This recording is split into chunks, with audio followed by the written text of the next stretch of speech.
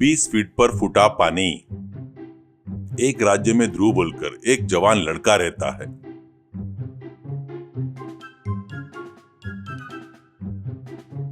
उसको एक दिन उसकी माँ लक्ष्मी बुलाती है। अब ध्रुव से लक्ष्मी, अरे बेटा, तुम्हारे मामा तीर्थ यात्रा पर जाकर बहुत दिन बाद घर वापस आए सुना है, पर उनके बच्चे कोई भी उनको नहीं देख रहे हैं। कम से कम उनको पानी भी नहीं दे रहे हैं। बहुत ही खराब है उनकी परिस्थिति। एक बार तू जाकर देख कर आना। ऐसा कहती है। ध्रुव, अरे माँ, मामा बोले तो मैं छोटा था तब मुझे मिठाइयाँ बहुत खाने की चीजें खरीद कर देते थे, वही है ना? ऐसा कहता है तो माँ हाँ कहती है। इससे अगले दिन ध्रुव अपने घोड़े गाड़ी में चढ़कर उस गांव में जाने के लिए निकलता है।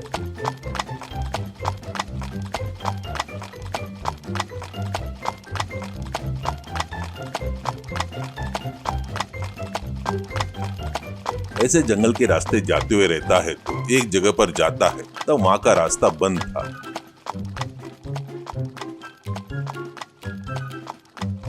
वहां पर दिखे सो आदमी को रास्ते के बारे में पूछता है तो वो आदमी, अरे यहाँ से पैदल ही जाना पड़ेगा गांव को, करके बताता है। इससे ध्रुव कुछ नहीं कर पाने से वहाँ आजू बाजू के घरों में एक जन के यहाँ वो घोड़ा गाड़ी को बांध कर वो पैदल ही चलते जाता है। ऐसे कुछ दूर जाते ही ध्रुव लाए सो खाने का सामान पानी सब खत्म हो जाता है। उसे बहुत भूख लगी थी, क्या करना समझ में नहीं आया।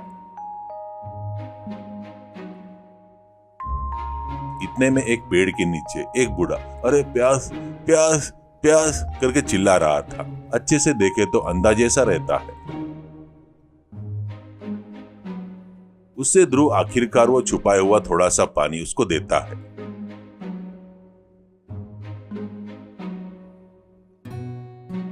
इतने में उसको पानी पिलाते हुए देखकर एक आदमी, अरे अरे ये क्या कर दिया तूने? शेखावत की आज्ञा को तू धिक्कारता है क्या? अब तेरा काम हो गया। अब तुझे गांव में पानी की एक बूंद भी नहीं मिलेगी। तू सीधे गांव में जाते तक तेरा हाल भी इस बूढ़े जैसा हो जाएगा। ऐसा कहता है। कुछ समझ में नहीं आकर ध्रुव, अरे क्या हुआ जी करके पूछता है तो आदमी, यह बूढ़ा मामूली नहीं है, ये पूरे गाँव को धोखा दिया है। अब तेरा काम तो हो गया।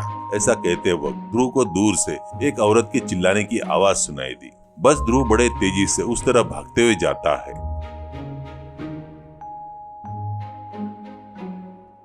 तो वहां सामने दो आदमी एक औरत के साथ दो औरत के हाथ से उसकी गुंडी छीनने के लिए कोशिश कर रहे थे।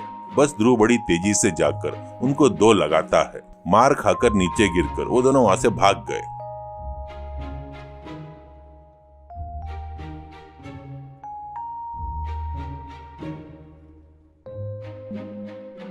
अब ध्रुव से वो औरत, बाबू तुम कौन हो पता नहीं, पर भगवान जैसे आए, इन पानी के चोरों की तकलीफ बिल्कुल बर्दाश्त नहीं कर पा रहे हैं। क्या है कि हमको ये तकलीफ होती है। ऐसा कहती है। उससे ध्रुव, अरे क्या उमा, इतना स्वच्छ जंगल, इतना अच्छा गांव है ना, यहाँ पर पानी नहीं मिलता है क्या? वो औरत, क्या बताओ बेटा, हमारी किस्मत, इस गांव में थोड़ा भी पानी नहीं मिलता है। सो एक ही कुआं है, वो भी वो शेखावत के घर के पास है। उस शेखावत को हम पैसे देकर खरीदते हैं। सभी जन शेखावत बताए सो बात ही सुनते हैं। कुछ गलत हुआ तो अब राजा हमको क्या करेंगे पता नहीं। ऐसा कहती है। उसके बाद उससे ध्रुव, माँ मुझे थोड़ा पानी दिलवा सकते हो क्या? ऐसा कहता है तो औरत, अरे क्या बेटा, मुझे बचाए, पक्का तुम्हें पानी दूंगी। कहने से ध्रुव उसको वो लाइसो लोटा उसको दिखाता है तो वो गुंडी में का पानी लोटे में डालती है। उसके बाद ध्रुव अपने हाथ में वो पानी ले जाकर प्यास से परेशान हो रहे उस बूढ़े आदमी को देता है। बस वो देखकर औरत, अरे अरे ये क्या कर दिया बेटा, तू तो गया समझ अब। ऐसा कहती है। ध्रुव, क्या माँ आप बड़े अजीब तरह से बात कर रही हो? एक बूढ़े आदमी को उसमें से आंखें बराबर नहीं दिख रही है शायद, ऐसे आदमी को पानी दिए तो क्या होगा? ऐसा कहता है वो औरत। देख बेटा, ये बूढ़ा आदमी मामूली नहीं है। ये हमारे शेखावत जी गाँव में कुएं खोदने के लिए पानी कहाँ कहाँ निकलता है करके इसको बुलाए। इसने क्या किया पता है क्या? वो पूरा पानी जहाँ नहीं निकलता वहाँ पर खुदवा कर लोगों को परेशान करके बर्बाद किया। इतना ही नहीं, लोगों का पैसा भी अन्याय से चोरने की कोशिश किया। इसे शेखावत जी को बहुत गुस्सा आया। इनको तुरंत सजा दे दी, किसी को कोई पानी नहीं देगा करके। ऐसा कहती है। वो बातें सुनकर वो बूढ़ा ध्रुव से, अरे बहुत अच्छा है बेटा, अगर मैं इतना बुरा होता ये तो मैं सपने में भी नहीं सोचा था। मैं तीर्थ यात्रा करते वक्त मेरी नजर कमजोर होकर मेरी आंखी की रोशनी चली गई, पर उसकी वजह से मुझे एक नई शक्ति आ गई थी। वो क्या है बोले तो जमीन के अंदर के पानी को मैं आराम से सुन सकता हूँ। यही बात मैं शेखावत जी को बताया। उन्होंने पहले ठीक है बोले, अपने बगीचे में कुआं खुदवा लिए। उसके बाद ने बताया वहाँ पर नहीं खोदकर, उनके मर्जी से खोदकर मुझे एक चोर बनाकर ये देखो यहाँ पर डाल दिए बेटा। वहाँ तक क्यों बेटा, अभी मैं यहाँ बैठा हूँ ना, इसी जगह पर 20 फीट में ही जलधारा है। ये इन लोगों को कितने भी बार बताए तो नहीं मान रहे हैं। वो लोग उस शेखावत की बात ही मानते हैं। मैं क्या करूँ बेटा, मेरा कर्म है, ऐसा कहते वक्त इतने में एक आदमी भागते हुए आता है। अब वो आदमी ध्रुव के पास खड़ी औरत से, अरे दीदी दीदी तुमको एक बात पता है क्या, उस शेखावत के कुएं में कोई आदमी गिरकर मर गया है कहते हैं। अब वो पानी अपने पीने लायक नहीं आएगा दीदी, अब अपन सब लोग को प्यासा ही रहना पड़ेगा, पूरा गांव 2 दिन में ही मर जाएगा शायद, ऐसे कहता है। जिससे वो दुखी होते हुए रहते वक्त ध्रुव उस बूढ़े आदमी की जानकारी पूरी निकालता है। ऐसे पूरा समाचार पता करने के बाद वो जिसको ढूंढते हुए आ रहा था वो उसके मामा ही है करके ध्रुव पहचान गया।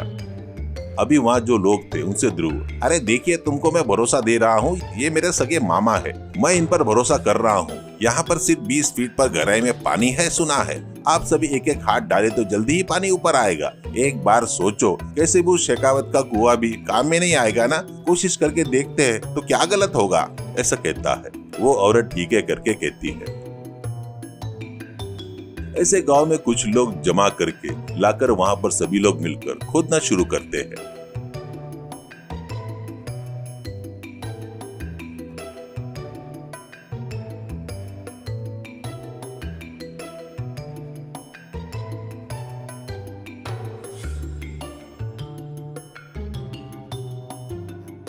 ऐसे देखते ही देखते कुछ ही घंटों में 20 फीट पर ही एक जबरदस्त जलधारा लगती है। वो एक मीठे पानी के कुएं जैसा दिख रहा था। उसको देखकर वहां के सभी लोग बहुत खुश होते हैं। उतना ही नहीं, ध्रुव को उसके मामा को बहुत धन्यवाद करते हैं। उसके बाद सभी लोग उनको गांव ले जाकर ध्रुव के मामा ने बताए उस जगह पर कुएं खोदना शुरू करते हैं।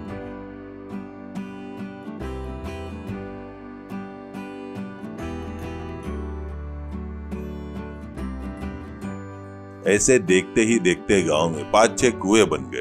वहां के लोग सभी बहुत ही खुश होते हैं। उसके बाद उसके मामा को धोखा दिया उस शेखावत के बारे में सब लोग जाकर राजा को बताकर उसकी शिकायत करते हैं। उससे राजा जी शेखावत के सभी अधिकार रद्द करके उसको कारागृह में बंद कर देते हैं।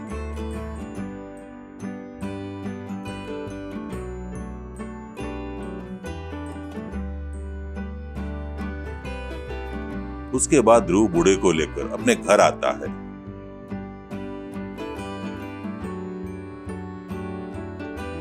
भैया को देखकर ध्रुव की माँ बहुत खुश होती है। वो मामा कितने अच्छे लड़के को जन्म दिया है करके उसका अभिनंदन करते हैं।